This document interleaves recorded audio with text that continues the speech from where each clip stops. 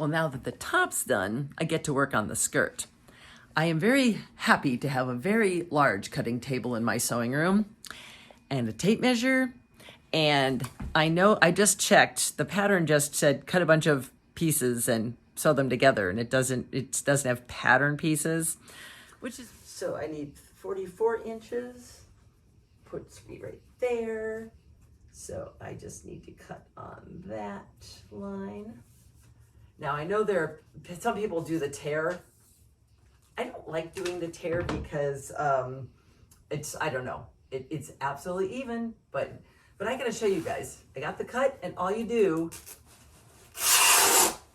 is tear. You really do just tear the fabric, and it gives you an absolutely, and it runs in my fabric. Okay, pull the runs back out. All right, I showed you guys how to tear. I'm not tearing the rest of the way. I'm cutting this. I did not do a great job of matching my plaids. Like, I kind of got the shoulder there, but like the back of the sleeve, I did not do a good job of matching my plaids.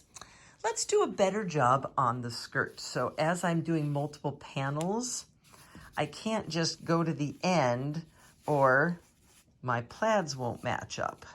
You see, so I have to slide down, and I'm gonna there'll be a little bit of waste, but I'm gonna have to hack off this strip here so that the skirt seams will be relatively invisible. If I get these lined up just right, and so that this goes all the way across and it's right front and back side, and I sew right down the middle of that central black line, these seams should be really, they should blend together very nicely. We'll see how I do. Where the seam is, that should vanish rather nicely once the skirt is all pleated. Well, I swore I was going to just follow the pattern exactly from beginning to end, but I'm not. I was following the pattern and pleating it onto a grosgrain ribbon. And what you do is you then tack the grosgrain ribbon inside there's the bodice. But I still have fabric left over. So I want to make a ball gown bodice. And if I'm going to have a ball gown bodice so that I can change out this skirt, you see where I'm going with this. So I've now got a waistband, which is essentially a strip that is folded in half, and I've sewed off the ends. So when I flip it, that will be the outside of the waistband. And it happens to be enough to go around my waist with, whoops, flip this around, just a little bit of, okay, maybe that's a little too much overlap. I'm gonna cut that back. To start the pleating process, first we need to know, we're gonna find places to pleat to. So folding this in half, I'm going to mark a place for, bring my things over, center front. And I will take the fabric of all the skirt and also fold it in half and get center front. And then we'll do half of each side and mark those. And these will be the side seams. So talking about that front and sides and all that, same thing here. There's one panel that's not the full width. That'll be the front panel. So I found the two side seams, side seams matched up. Half of that, and I put a safety pin so I don't lose it on the center front. And I am just folding all this down, and this is all the fabric that has to get pleated into that waistband. It just goes and goes and goes and goes. Now that I'm done wrestling, I thought I'd show you. I have the front and the center front and center back together.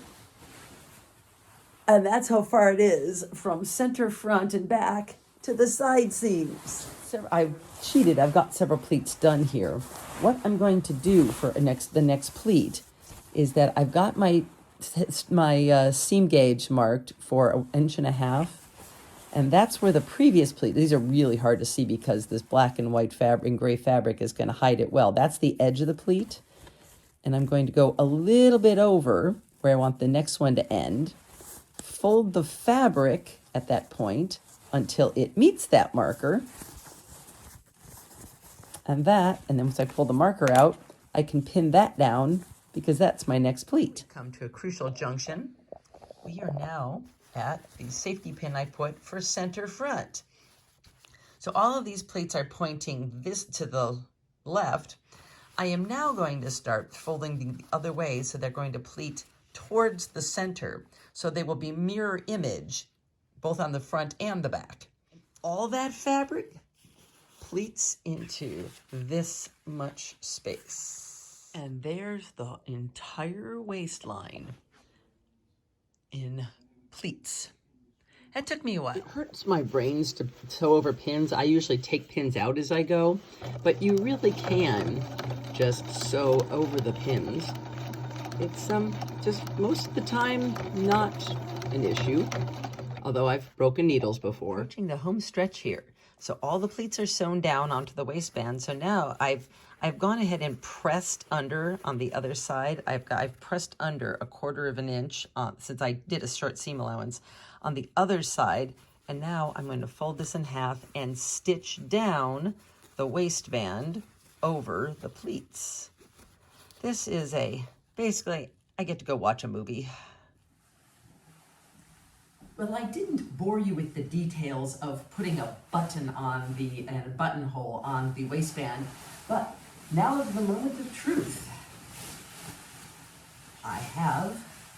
It's not hemmed yet, but there it is.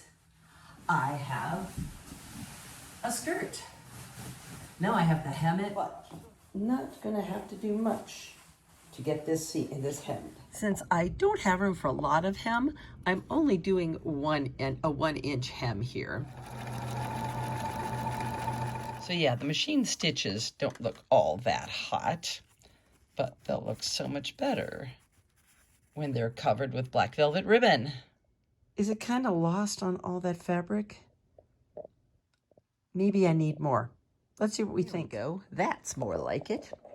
But now I'm looking at the bodice, and I think I need to put some the same black velvet trim on the puff sleeves. Better.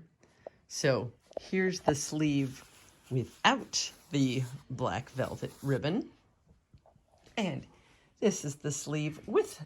And now the moment of truth. Let's try it all on and see what we think.